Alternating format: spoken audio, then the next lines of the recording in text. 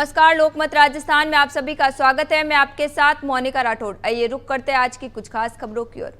Corona एक बार फिर देश में अपने पैर पसार रहा है। एक हफ्ते में कोरोना से 50 मौतें हो चुकी हैं, तो वहीं कोरोना के 3000 नए केस सामने आए हैं।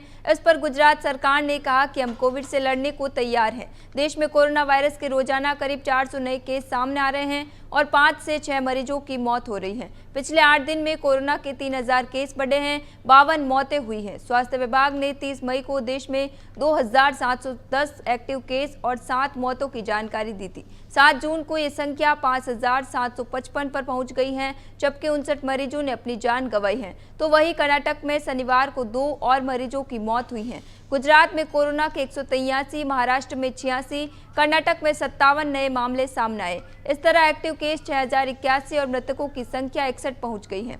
इधर राज्य में तेजी से बढ़ रहे केसों के बीच गुजरात सरकार ने कहा कि हम कोविड से लड़ने के लिए पूरी तरह से तैयार हैं। अस्पतालों में बेड, वेंटिलेटर और आईसीयू बेड की व्यवस्था कर ली गई है। चिराग पासवान आज बिहार में करेंगे जनसभा को संबोधित। बिहार में इसी साल के अंत में विधानसभा का चुनाव होने वाला है। सभी राजनीतिक पार्टियों की ओर से तैयारियां तेज हो गई हैं। इसी बीच लोजपा के सुप्रीमो व केंद्रीय मंत्री Chirag Paswan full on action mode में हैं। इसी के साथ आज आरा में उनकी भव्य रैली होने वाली है। चुनाव के मद्देनजर ये रैली बेहद खास मानी जा रही है।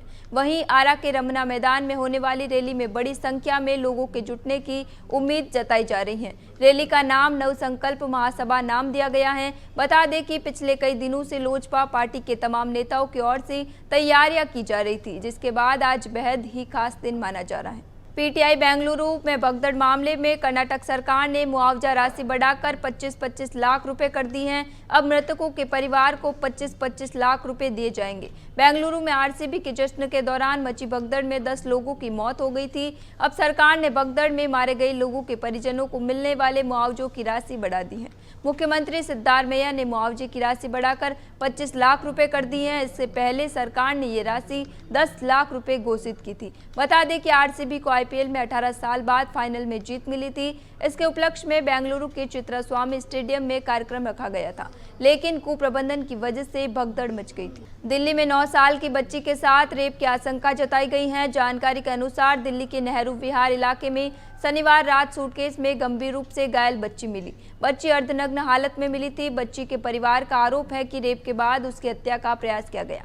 बच्ची की उम्र 9 साल बताई जा रही है। पुलिस ने बताया कि बच्ची के पिता उसे अस्पताल ले जा रहे थे, तभी बच्ची बेहोश थी। अस्पताल पहुंचने से पहले रास्ते में ही उसकी मौत हो गई। पीड़ित परिवार ने कॉलोनी में ही रहने वाले युवक पर रेप के बाद हत्या का आरोप लगाया है।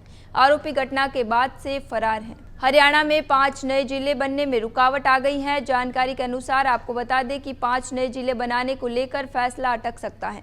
इसके पीछे 4 बड़े कारण हैं, जिनमें से जातिगत जनगणना प्रमुख है। नए जिलों को बनाने का काम सरकार ने कैबिनेट सब कमेटी को दिया है। कमेटी ने इसे लेकर 15 जून 2025 को आखिरी बैठक बुलाई है, जिसमें नए जिलों के निर्माण की आखिरी रिपोर्ट तैयार कर सरकार को भेज दी जाएगी। हरियाणा में अभी 22 जिले हैं जिन नए जिलों को बनाने की तैयारी है। उनमें हिसार के हांसी, सिरसा के डबवाली, करनाल का संध, जिंद का सफेदो और सोनीपत का गोहाना शामिल है। पीलूपुरा में आज गुर्जर समाज की होगी महापंचायत। सरकार को 12 बजे तक का अल्टीमेटम किया जारी। राजस्थान के भरतपुर जिले के पीलूपुरा में आज गुर्जर समाज की बड़ी महापंचायत का आयोजन किया जा रहा है।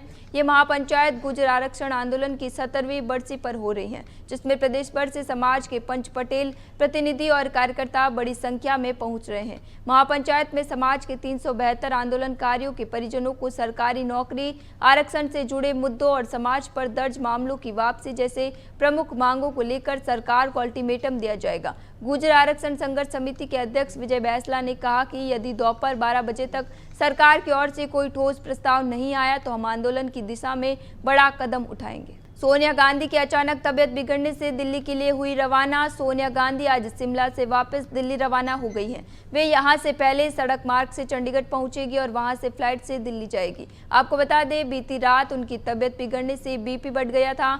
इसके बाद वह रूटीन जांच के लिए आईजीएमसी शिमला पहुंची। सोनिया गांधी बीते सोमवार को अपनी बेटी प्रियंका गांधी वाड्रा के साथ छुट्टियां बिताने शिमला पहुंची थी, जहां वे छराबड़ा स्थित प्रियंका के निजी आवास पर ठहरी थी। अचानक तबीयत बिगड़ने के बाद उन्हें तुरंत आईजीएमसी ले जाया गया। जहां उन्हें स्पेशल वार्ड में भर्ती किया गया। एमपी समेत 7 राज्यों में आज हीट वेव का अलर्ट बताया जा रहा है। मौसम विभाग के मुताबिक मानसून के दक्षिणी और पूर्वोत्तर के राज्यों में ठहरने के चलते उत्तर भारत में अगले 2 दिन तेज गर्मी पड़ सकती है। मध्य प्रदेश समेत 7 उत्तरी राज्यों में हीट वेव का अलर्ट जारी किया गया है, तो वहीं राजस्थान में एक बार फिर पारा 40 डिग्री सेल्सियस तक पहुंचने की आशंका जताई जा रही है।